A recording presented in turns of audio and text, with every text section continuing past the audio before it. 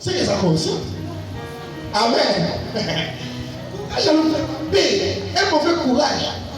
Au coup de relier, non, vous avez monté la vie. Ça ne vous avez monté. Quand l'on sauter, c'est ça qu'on a sauté.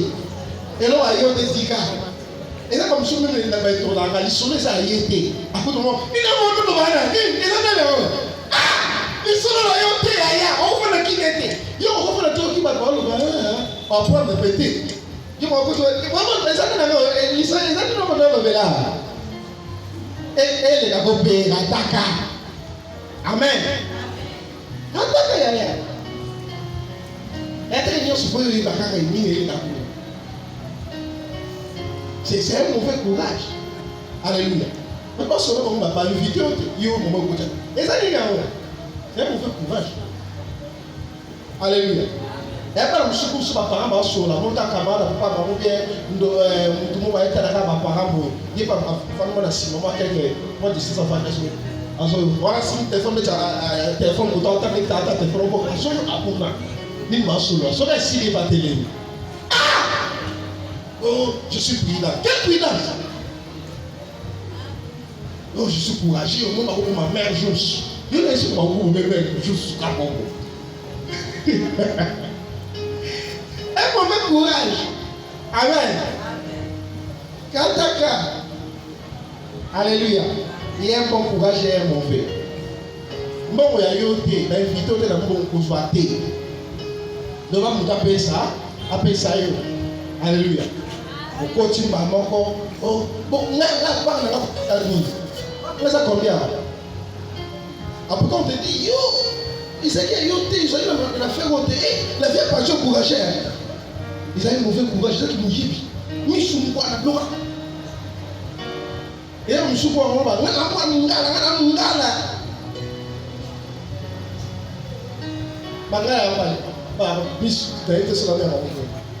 Alléluia. Vous savez, cette nature, ce n'est pas la nature d'un chrétien. Ce n'est pas la nature divine. Même pour nous amener, à côté de la fin, nous sommes invités. Et ça vient, c'est biblique. Yo, pourquoi tu as ma mioche? Vous avez là. On peut connaître ça comme ça.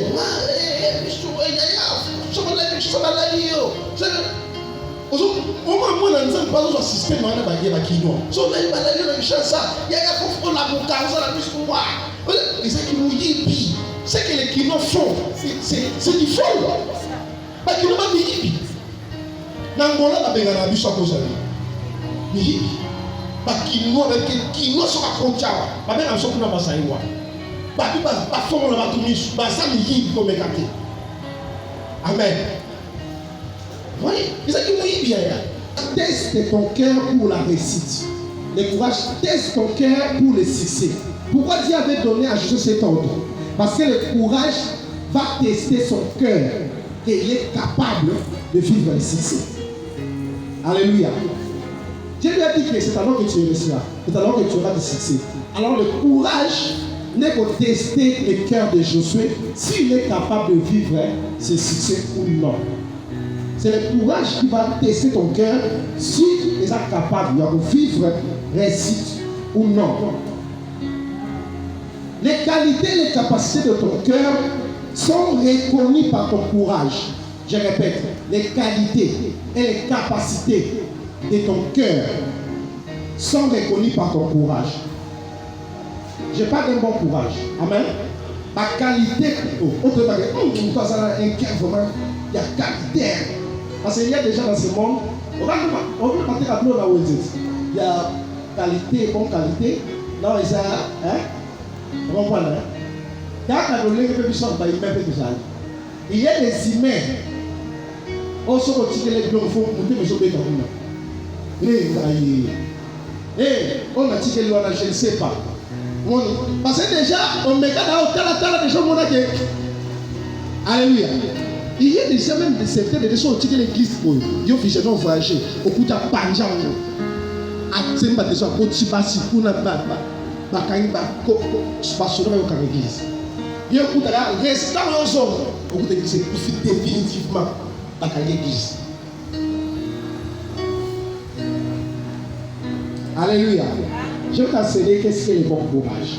Le bon courage teste votre cœur. Le courage teste ton cœur. Révèle les qualités et les capacités de ton cœur. Nous devons être courageux. Dans un moment difficile, au titre de biloko à Sala. Dans la bien.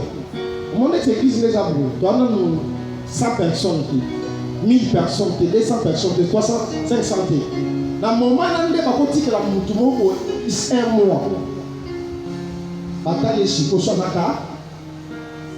Au moment où pourquoi nous avons abandonné le pasteur, nous avons serviteur de Dieu, nous avons 1000 personnes d'écouter pourquoi. Parce que nous avons testé par des petits nombres. Amen. Par exemple, on peut nombre on va l'église par exemple dans 20 personnes. Dieu t'atteste. À autres histoires, est-ce que son cœur sera capable d'emporter la charge de 1000 personnes? Parce que charge à 20 personnes, à 1000 personnes est différent. Vous savez que non, dans l'église, ils ont la charge de ça spirituellement. Est-ce que vous avez voir? On dit, bah, ils ont la formule. Au moment où on a charge, on a charge. Normalement, la porte on dit que Azaki a une charge dans le dos. C'est-à-dire que si la charge Azaki dans le spirituel, particulièrement dans l'église, il y a Zina, n'importe quoi. Amen, amen. Les Azaki dans le conflit, les Azaki sans ça, il y a une charge dans l'église. D'autant qu'on a une charge dans le vie. Et dès que ceux qui parlent par comme 1000 charges spirituellement. Tu vois, Dieu nous teste déjà dans le nombre de choses. À testamenter, est-ce que pour combien de charge? Il y a 1000. Amen, amen. Donc, Moïse allait là dans les amis. On n'a pas de temps. On est là, on a fait un matin, on a fait on va pour maman, on lit dans ta tête, tu n'aimes pas. On lui a regardé. Alléluia. Et puis, sur le tombeau là, tu as battu par l'église. Moïse allait là, c'est pas là qu'il payait pour le voir les allez, allez, on lui a regardé. On n'a pas de temps. Comment on va donner la rampe on le souhaite, le gars, on va mettre ça dans les cabines.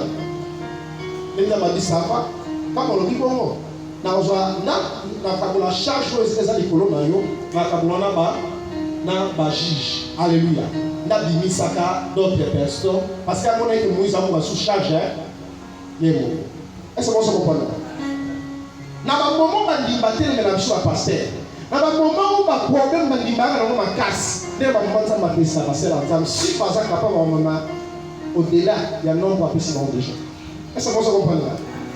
Yangwana ngapeli na mo ba mo ba ndima balukela biso ko ba ndimi ko balukela biso o fa na to la ko balukela biso dans les filles to sale lo to balukela biso utombo amen amen o ko mo yo mo dans les filles alors na moment de nza ba testa biso a tester c'est pas capable parce que il ne veut pas laisser ba la course révéler contre Moïse et je suis même pas la pitié. Toujours pour moi. Et maintenant, tout ça, tu as pasteur de ces jours. Tu as la vidéo de bois, vous voyez, vous voyez, tout tombeau qui tombe ma vie. Tombe ma vie. Amen. Il y a même l'église, aussi même de battre, tout ça sans l'église. Mais aussi pas de qui soit sans. On ne soit pas tout le monde soit certainement pour ma vie. Ils ont aussi comment on a pas texté biso. Parce qu'il y a des dans ma vie. Alléluia. Ils sont prenés par contre, ils sont tombés sur 60 sorciers et 40 c'est malade. Il y a une bâtiment sur 60 sorciers l'église. Qu'est-ce qu'on va faire? C'est que dans le moment où on va le faire pour ma vie, par contre c'est pas complot. Que bon, on va ça là, on va on a tout mis on va faire chez la mise on a suscité. Donc ça bon, donc fouté par haut. À un moment, nous avons testé nos cœurs. Le courage teste ton cœur. Alléluia. Le courage est révéler les qualités et les capacités de ton. Voilà. À l'exemple de David, 1 Samuel chapitre 17, verset 33 à 37. David, Dieu avait reconnu que David était capable de diriger son peuple. Parce que, à Télémelaki, Goliath. Amen. À une histoire Goliath à Télémelaki. mutu mukuse makete na mutu mulai Saul la kimi mais on batala Saul a capable. Amen. C'était le jour où Dieu avait reconnu que Saul n'est pas capable de diriger mon peuple. Dieu savait, il connaissait le cœur. La Bible dit, c'est lui qui sonne les cœurs et les reins. Il dit capacité à mon corps. Notre capacité à faire les confiter sur la petite confiter mais notre capacité à faire dans mon thème. C'est le cœur qui supporte les problèmes. C'est le cœur qui supporte les difficultés. C'est le cœur qui maîtrise quelqu'un dans le moment où il y a des difficultés. De maîtriser les choses ça vient du cœur. Amen. C'est par rapport à la qualité de ton cœur. C'est le cœur qui supporte ces choses. Si on a monté mon cœur impatient, monté mon cœur supporté par tout. Dieu le connaît, Dieu connaît ton cœur. Donc on a essayé Samuel était bon nous sommes allés au Baïlia moi je vois les cœurs, toi tu vois l'extérieur, le corps, autant dans sa masse. Mais les cœurs, oh, David a saki dans mon, mais les cœurs qui battent ma masse. David a saki dans mon cœur, un cœur costaud, un cœur pesant, un cœur gros, un cœur patient, un cœur, et ça la maîtrise, un cœur qui peut porter plus de millions de peuples. Alléluia. Il m'a dit, oui, c'est lui, je l'ai choisi. Il va aussi la voix. Est-ce que moi je comprends là? Les cœurs testent, le courage teste ton cœur. David déjà révélé le courage. Abi, Aïssa, Saoul, que dans un matin, on a coupé dans lion. On a ça. Dans un pour ma banque, le soir, va préparer papa dans un pour ma banque, oh, mouton. On a coupé dans lion. On a coupé dans la pousse. Dans ça. Dieu lui testait déjà dans la forêt. Amen. Dieu a déjà son cabine. Mais qui est-il pour mon lion? Lion m'a donné de la forêt. Sur nous doit s'opposer à poursuivre un lion, à porter les brebis et à partir mon loco. Nous doit ça assez extraordinaire. Et j'ai quand même dans la vie, ceux qui ont ça la Belgique, c'est pour la Myanmar. À protéger si c'est Myanmar. À quel point dans la lion, à risquer sa vie, si c'est pour une brebis. À combien il faut des raisons haine? C'est qu'on est en protéger le peuple. Amen. Ce courage-là, Dieu l'avait fait ça, mon ami. On a conquis. Est-ce que vous comprenez là? Partout. Je peux avancer? Gloire à Dieu. Comment avoir le courage en toi? C'est de savoir qui tu es et ce que tu as. Je passe. C'est de savoir qui tu es et ce que tu es. C'est fini. Un autre point, troisième point pour te finir. Si tu veux vivre le succès dans ta vie, si tu veux vivre le succès, ça Dieu m'avait parlé hier pendant le jour premier. Il m'a dit, si tu veux vivre, dites-leur, pour m'amener succès.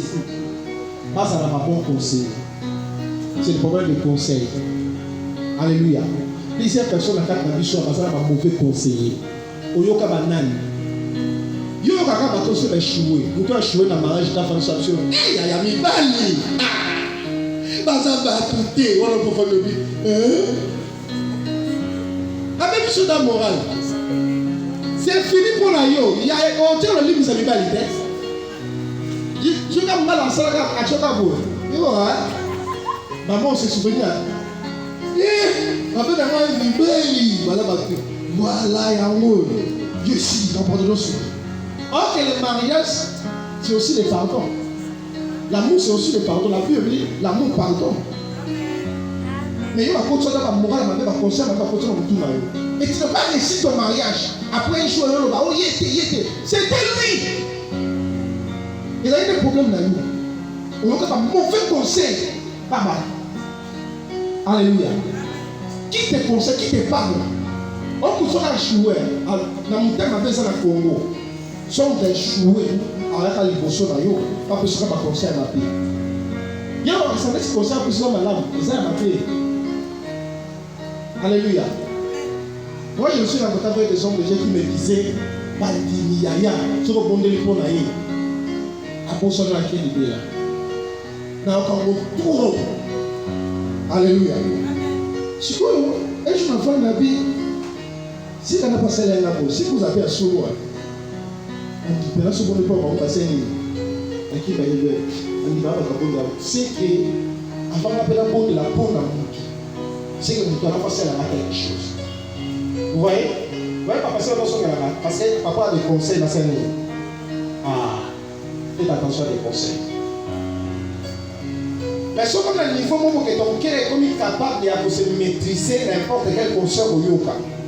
Nous tout ça on comprend le cas état dans le Amen. Et même les autres à toi c'est bon, je m'en fous. Je n'ai pas de bon. Après ma permettre de bon bien.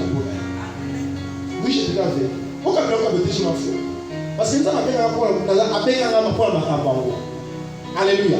C'est-à-dire la vie chrétienne la ministère dans la pousse à la carte. N'a pas dit ma langue toi comme pour ça reconnaissant la pousse à faire ma hausse pas ça pas reconnaissant. Amen. C'est ça le monde. Est-ce que vous comprenez? Suis les bons conseils. Car ma tonne là m'a mauvais conseil. Je suis alors ma bon conseil. Par exemple, conseil pour son Moïse nous appelle ça qui est. Première personne qui a conseillé Josué, c'était qui? Moïse, son père.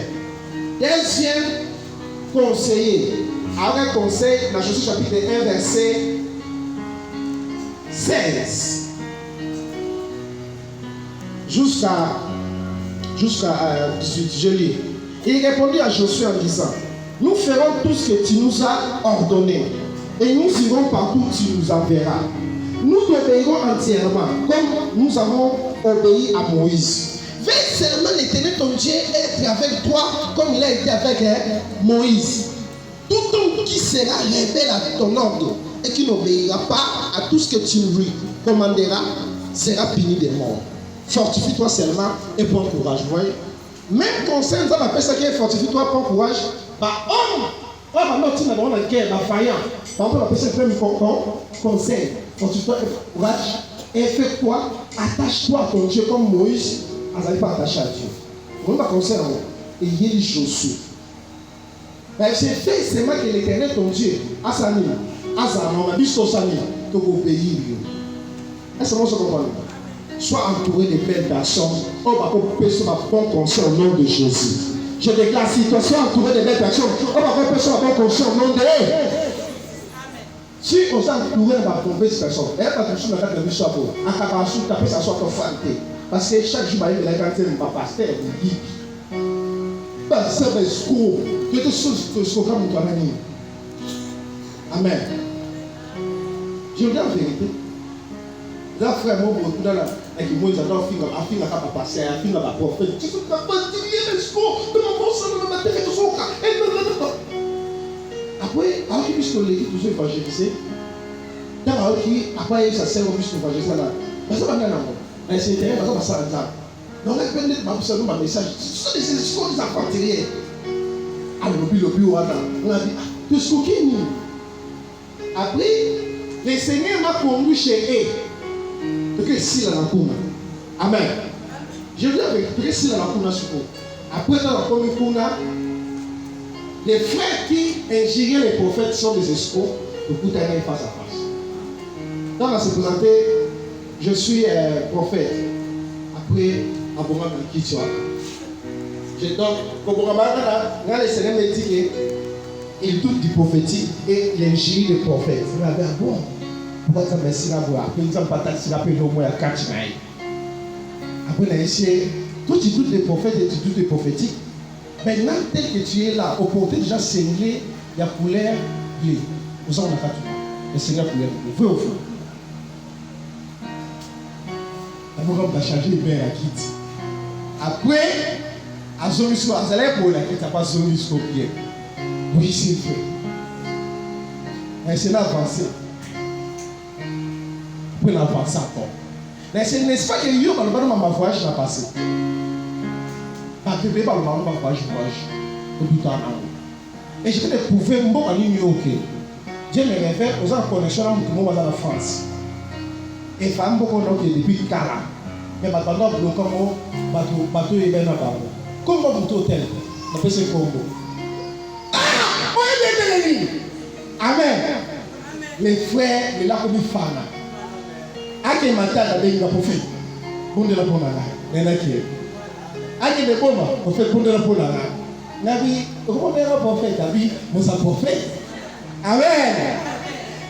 La seule de côté, la seule de côté, mon fils reste pour.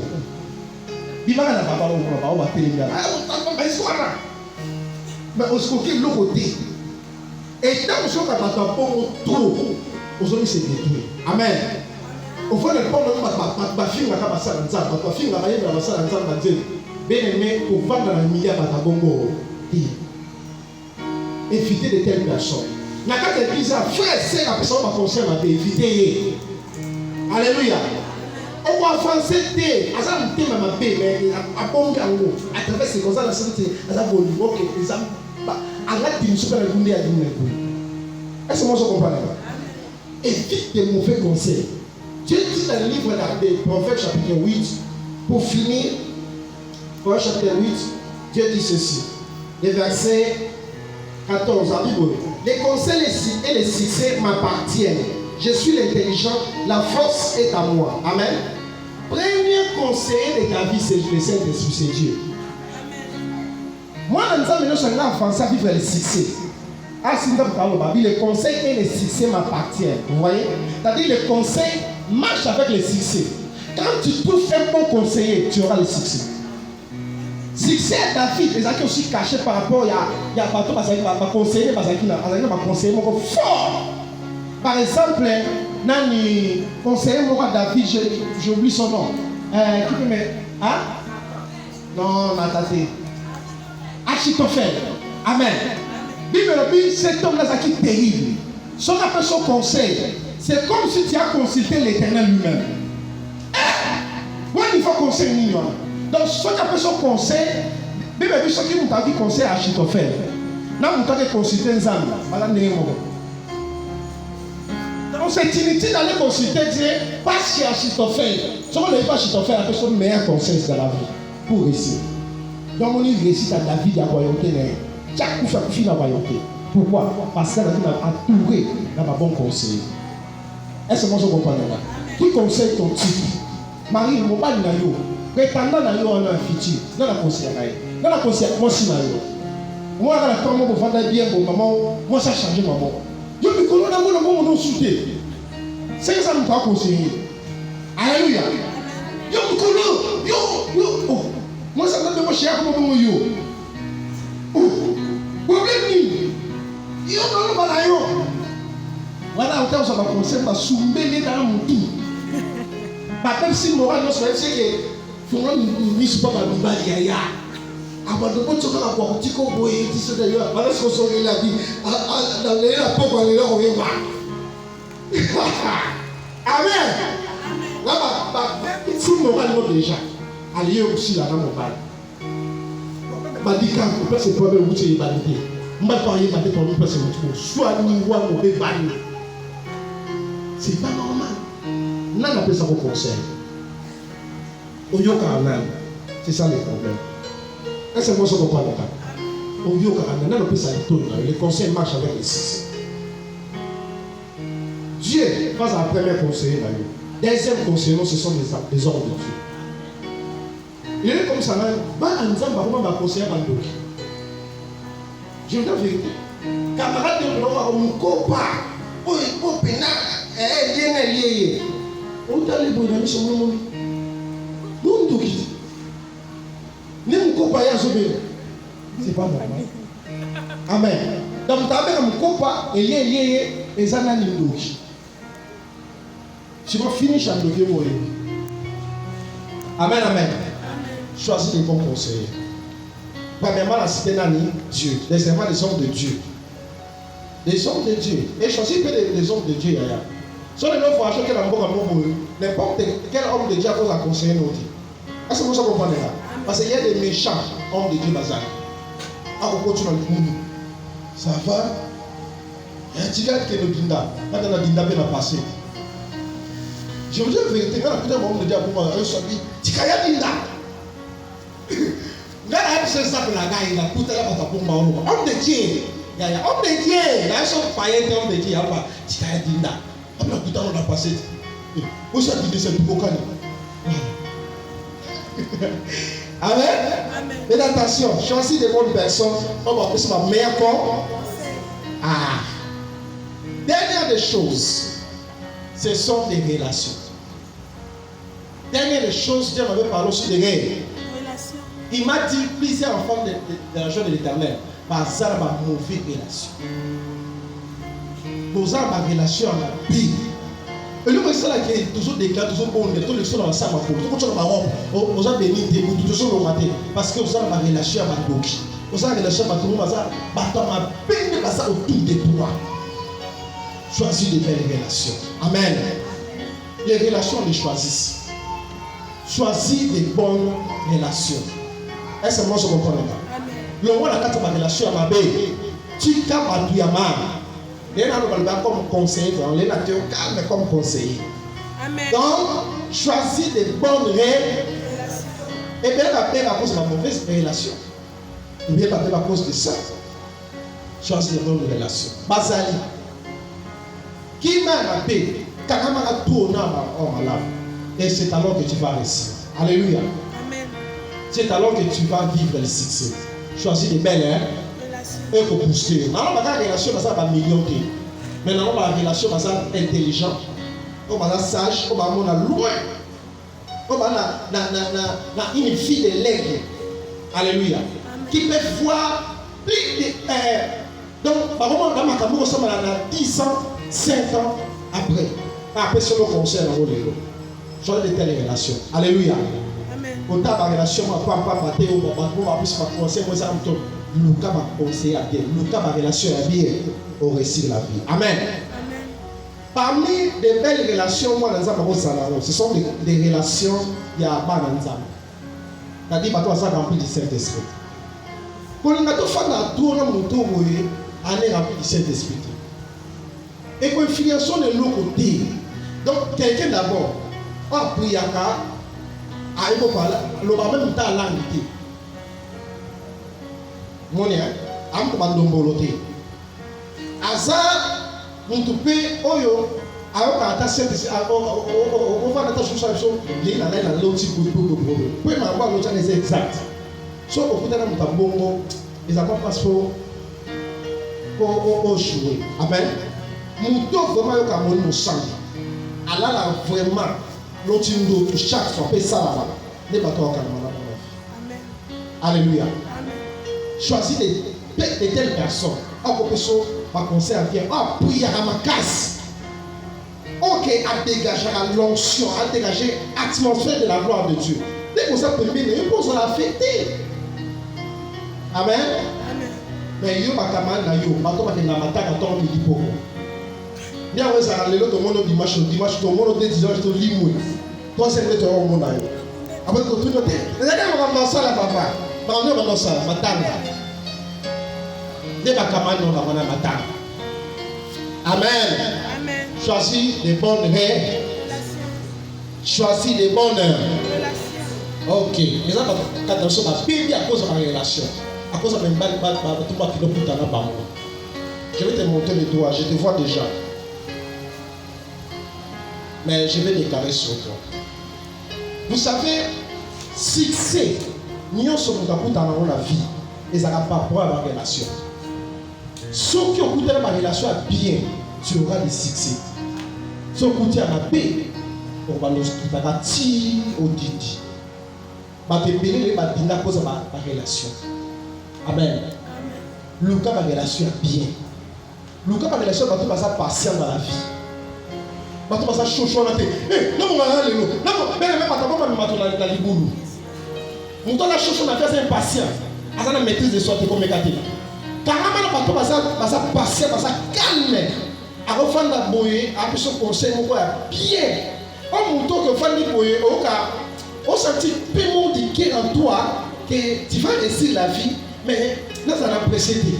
Alléluia. Mais cette femme, tout le monde est chaud. Cette femme, plus chaud, tu vas tout bateau. Mon bon, bateau, tu vas les carambons, tu vas où t'en as un.